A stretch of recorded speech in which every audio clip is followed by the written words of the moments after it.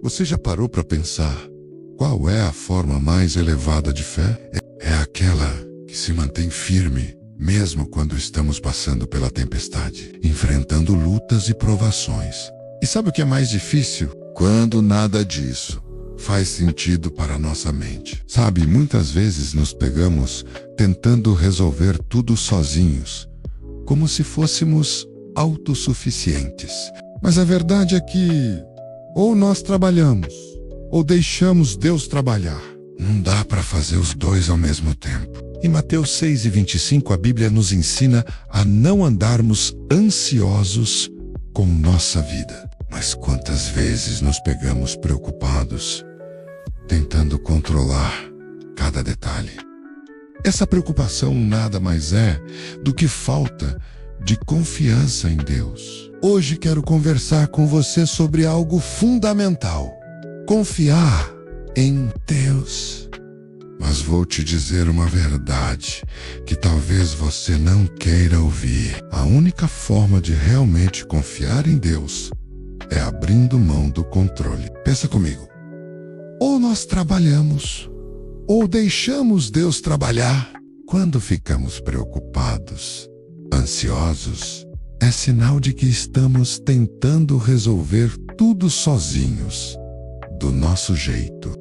E tem algo interessante em 1 Pedro 5, 6, 7. Humilhai-vos debaixo da potente mão de Deus, para que a seu tempo vos exalte. Você entende essa verdade? A seu tempo. Essa é a parte que muitos de nós não gostamos, não é mesmo? E o verso seguinte fala: lançando sobre ele toda a vossa ansiedade, porque ele tem cuidado de vós. Essa parte, lançando, ou seja, entregando, é o contrário do que costumamos viver. Pois se estamos agoniados, tentando resolver tudo do nosso jeito, é porque não acreditamos em sua palavra.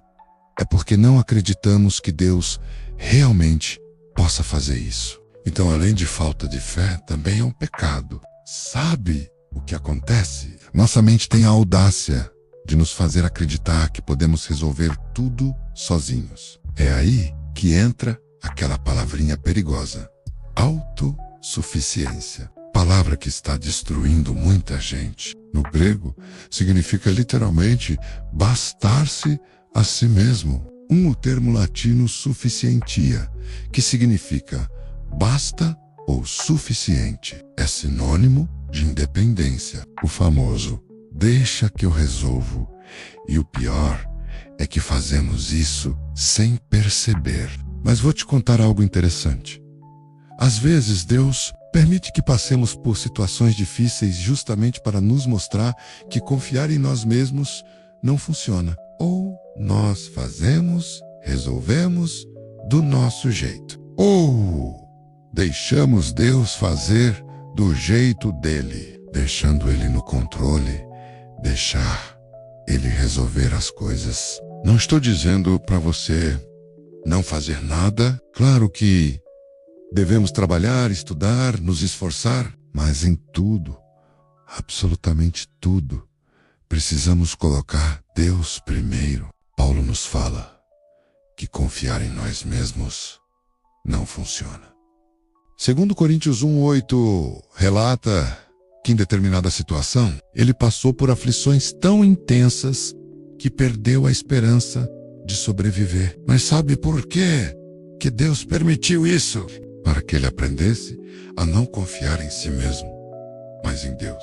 Então o que Paulo e as pessoas que estavam com ele passaram realmente foi algo terrível. E com certeza, na época, no momento em que estavam passando pelas lutas, eles não entenderam, pois até preferiram a morte. Quem aqui já se perguntou: ó Deus, o que está acontecendo? Estou tentando te servir, mas nada dá certo. O problema é que muita gente fica presa nesse momento, não evolui. É necessário fechar um ciclo, mas sabe aquele problema de estimação que a pessoa não larga? Então, mas quando prosseguimos, lá na frente entendemos o porquê de cada luta cada guerra, cada provação. Você sabia que seu maior crescimento espiritual acontece nos momentos difíceis? Não é nos momentos bons, mas nos desafios que a gente amadurece. E aqui está algo que você precisa ouvir. Às vezes Deus diz não agora, porque tem algo muito maior preparado para você lá na frente. O que Paulo passou serviu para quê? Ele responde em 2 Coríntios 1:9. Nós nos sentíamos como condenados à morte, mas isso aconteceu para que aprendêssemos a confiar, não em nós mesmos, e sim em Deus, que ressuscita os mortos, como Jesus, que orou 3 vezes, pedindo para não ir à cruz, mas aceitou a vontade do Pai. E olha só o que isso significou para a humanidade. Tem coisas que precisam acontecer para que possamos aprender, evoluir, crescer, trazer maturidade. O sábio Salomão nos adverte. Eclesiastes 7, 4, 5. O coração dos sábios está na casa do luto, mas o coração dos tolos na casa da alegria. Melhor é ouvir a repreensão do sábio do que ouvir alguém a canção do tolo. Sabe, você não precisa pensar mal de você mesmo, mas qualquer sucesso que você tem, foi Deus quem lhe permitiu. Romanos 12, 3. Por causa da bondade de Deus para comigo, me chamando para ser apóstolo. Eu digo a todos vocês que não se achem melhores do que realmente são. Pelo contrário, pensem com humildade a respeito de vocês mesmos e cada um julgue a si mesmo conforme a fé que Deus lhe deu.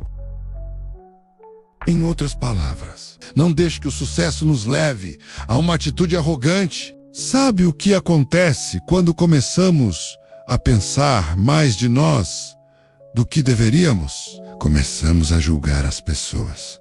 Começamos a menosprezar as pessoas. E falamos, porque essa pessoa é fraca e não pode fazer isso. Ou, isso está acontecendo com essa pessoa porque não faz isso. Como coisa de que você agora é o padrão da humanidade. E isso é triste, porque 99,99% das pessoas se sentem o padrão. Nós olhamos alguém fazendo algo e logo pensamos, eu não faria assim. Confiar em nós mesmos é um dos maiores erros que poderíamos cometer. Temos que lembrar todos os dias, eu não posso fazer nada sem Deus. Então, hoje quero te desafiar. Pare de tentar ser autossuficiente. Confie em Deus não só quando precisa de algo, mas confie nele pelo que ele é. Mesmo quando não entender, mesmo quando parecer que nada está dando certo, lembre-se do que ele fala. Porque os meus pensamentos não são os vossos pensamentos, nem os vossos caminhos, os meus caminhos, diz o Senhor. Sabe, uma das razões da qual nós não confiarmos em Deus é que temos medo de entregar para Deus e Ele não fizer o que eu quero. Aí eu não vou gostar. Mas o que é mais louco é se nós nos importássemos mais com o que Deus quer do que com o que queremos. Sabe o que nos deixa infelizes? É que todas as coisas que queremos e que vamos lutar para conseguir, tentar fazer acontecer, porque em nossa mente temos certeza de que é isso que devemos ter. E por outro lado, se realmente confiarmos em Deus, saberemos que no momento certo Ele vai nos dar, sem precisarmos forçar nada. Olha só, às vezes Deus diz não, e não entendemos isso como deveríamos.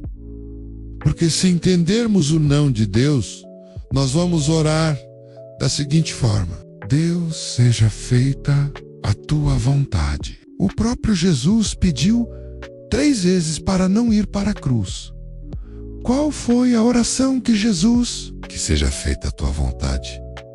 Mas na verdade essa parte da oração é algo que nós não gostamos de falar, porque muitas das vezes fazemos uma oração como se fosse uma mágica, que repetindo as palavras certas, a minha vontade será feita. Já percebeu que, na verdade, a grande maioria das vezes que paramos para orar é para que a pedir algo, para realizar nossa vontade? Então, é muito difícil para nós recuarmos e orarmos.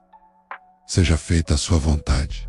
E geralmente a vontade dele vai na contramão da nossa. Sabe qual é a forma mais baixa de fé? É quando estamos passando por uma necessidade, uma luta, e jogamos a responsabilidade para Deus. Entenda isso. Fé é confiar que Deus pode fazer.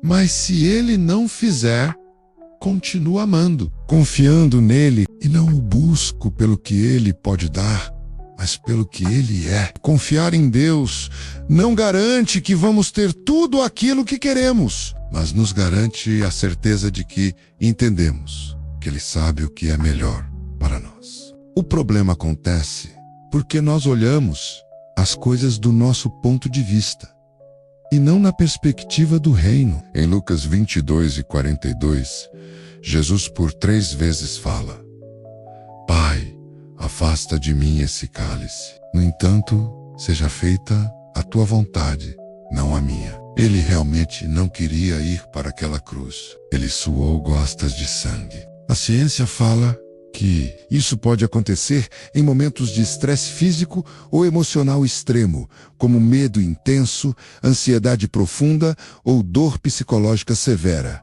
Fenômeno chamado hematidrose. Ou seja, pensa na pressão que ele estava passando. Mas sabe, foi bom Deus não ter dado o que seu filho pediu naquele momento. Porque era necessário acontecer o que aconteceu naquele momento, pois o que viria a seguir era algo maior. Jesus teve que morrer para ressuscitar e salvar a humanidade.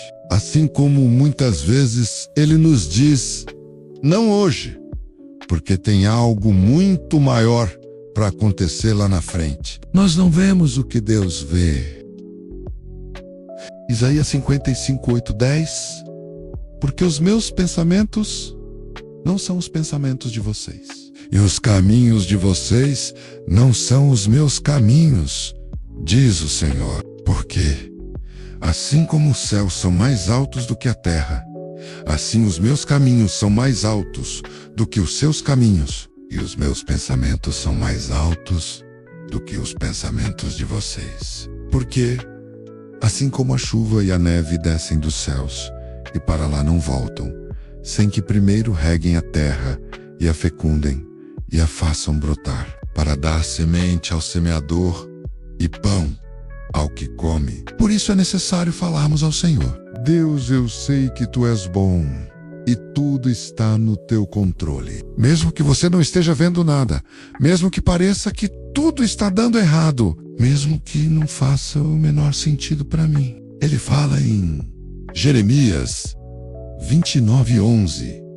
Eu é que sei que pensamentos tenho a respeito de vocês, diz o Senhor. São pensamentos de paz e não de mal, para dar-lhes um futuro e uma esperança. Que Deus te abençoe.